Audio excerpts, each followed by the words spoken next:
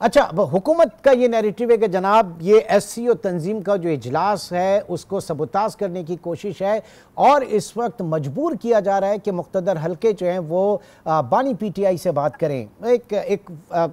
अगर एक फ़र्ज़ कर लें, अगर ऐसा हो जाता है, मैं के इम्कानात की बात कर, तो ऐसे में ख़ुद अपनी हुकूमत जो है उसकी स्टैंडिंग कहाँ होगी, वो कहाँ पर खड़ी होगी और जो मुख्तदर हल्के हैं उनकी स्टैंडिंग कहाँ पर होगी मौजूदा हालात में?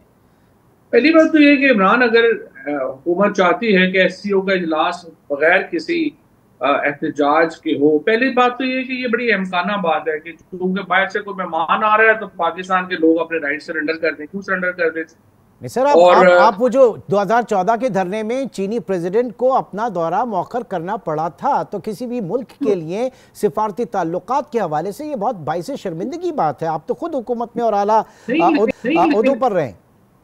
लेकिन इमरान, अगर आपके आईन ही नहीं रहना, अगर आपका आईन ही तब्दील कर दिया जाए तो फिर आप गैर मुल्की, चाहे फौज आ जाए या वज़ीर आज़म आ जाए या रहे ना रहे, फिर क्या फर्क पड़ता है? क्योंकि पाकिस्तान के अवाम का, मेरा और आपका जो रियासत का तस्वुर है वो आइन के साथ वाबस्ता है। अगर हमारे राइट्स को प्रोटेक्ट करने के लिए आइन ही मौजूद नहीं है तो फिर चाहे जो मर्जी आ जाए, नहीं, तो फिर जो आप ये मर्जी कह रहे चला हैं कि जाए। आइन की सुप्रीमेसी का फैसला पार्लियामेंट की बजाय सड़कों पर होगा, इस तरह की एजिटेशन की सियासत से होगा, फिर आप ये कह रहे हैं? पार्लियामेंट तो फॉर्म 47 की पैदावार है। एक फ्रॉड इलेक्शन से आने तो वाली पार्लियामेंट इस को फॉर्म कैसे 47 ये की इख्तियार दी? पार्लियामेंट के अंदर चौधरी साहब आपके अपने पार्लियामेंटेरियंस भी तो मौजूद है ना, कि नहीं है इस सिस्टम के अंदर? नहीं, लेकिन जिस तरीके से पत्नी, शायद आप पाकिस्तान में नहीं थे कुछ अर्सा पहले, मगर ना आप ये बात ही ना करते। उसकी वजह ये है कि यहाँ पे जिस तरीके से आईनी तरमीम लाई जा रही है, हम्म। जिस तरीके से लोगों के हाथ मरोड़ के एमएनएस को अगवा किया गया, उनके बीवी बच्चों को अगवा किया गया, कहा गया कि नहीं, जबरदस्ती ये आप इस अमेंडमेंट पे आप लाजमन मोहर लगाएंगे वरना हम आपको छोड़ेंगे नहीं, और फिर लालच लहदा दिए जा रहे हैं। तो आप इस तरह के हालात में अगर इस तरह से आईनी तरमीम को आप जायज समझते हैं तो जाहिर है फिर तो कोई बहस नहीं है। लेकिन यही वसी तरीका है कि एसएचओ की मार है, और यही एक तरीका है जो पाकिस्तान में अब चल रहा है। इसलिए एहतजाज ही वो वाहिद जरिया है जिससे इसका मुकाबला हो सकता है, और अगर लोग एहतजाज के लिए नहीं निकलेंगे अपने खूब गंवा देंगे। हम्म।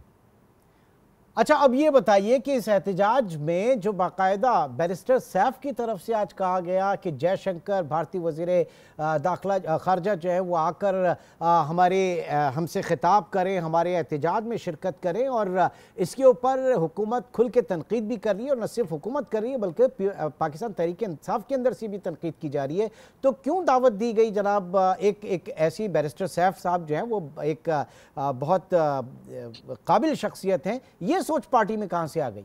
नहीं, मेरा ख्याल है कि एक तो तरीके इंसाफ के लोगों में तो ये रवाज है कि वो समझते हैं कि कोई और आदमी हमारे अलावा हो ही ना पार्टी में, और उसी लिए सैफ के ऊपर भी तनकीद की गई जिसका बिल्कुल ही कोई जवाब नहीं था। अगर उन्होंने ये सवाल सुनने की जहमत की होती और उन्होंने वो कॉन्वर्सेशन सुनने की जहमत कर ली होती ये ट्वीट करने से पहले, तो वो देखते कि उसके ऊपर ये सवाल किया गया था कि जी ये तो बड़ा अमन अमान का खतरा है और जयशंकर आ रहे हैं, और यहाँ पे तो उन्होंने कहा कि ये जो सारे लोग हैं कि यहाँ पे बिल्कुल अमन का कोई प्रॉब्लम नहीं है, बल्कि यहाँ इतना अच्छा अमन अमान है कि वो जो जयशंकर आ रहे हैं वो बेशक धरने में आ जाए, कोई प्रॉब्लम नहीं। तो वो इस कॉन्टेक्स्ट में बात कर रहा था, और वो आप ये बता रहे थे, दुरुस्त तौर पे बता रहे थे कि लॉ एंड ऑर्डर कोई इशू जो है वो कम अज कम मुजाहिरीन की तरफ से जो है नहीं है, सारा इशू तो हुकूमत की तरफ से है। तो मुझे नहीं समझ आई कि ये सलमान राजा ने और कुछ और लोगों ने ये क्यों बगैर सोचे समझे, सर और गौहर साहब ने भी इसके ऊपर आप हैं, फिर आपके जो दूसरे शहबाज गिल साहब हैं, इनसे किसी ने नहीं पढ़ा, किसी ने इसके मतलब ये इसकी सिवियरिटी को नहीं जाना कि किस कॉन्टेक्स्ट में कहा गया है, बस उन्होंने फिर तरदीद कर दी इसकी। मेरा ख्याल है बस उन्होंने सारों ने बस टीवी देख के जो हुकूमती प्रोपेगेंडा आ रहा था उसी को सच समझ के कर दिया। तो इसीलिए तो पार्टी का ये हाल है ना, जब इतने गैर संजीदा लीडरशिप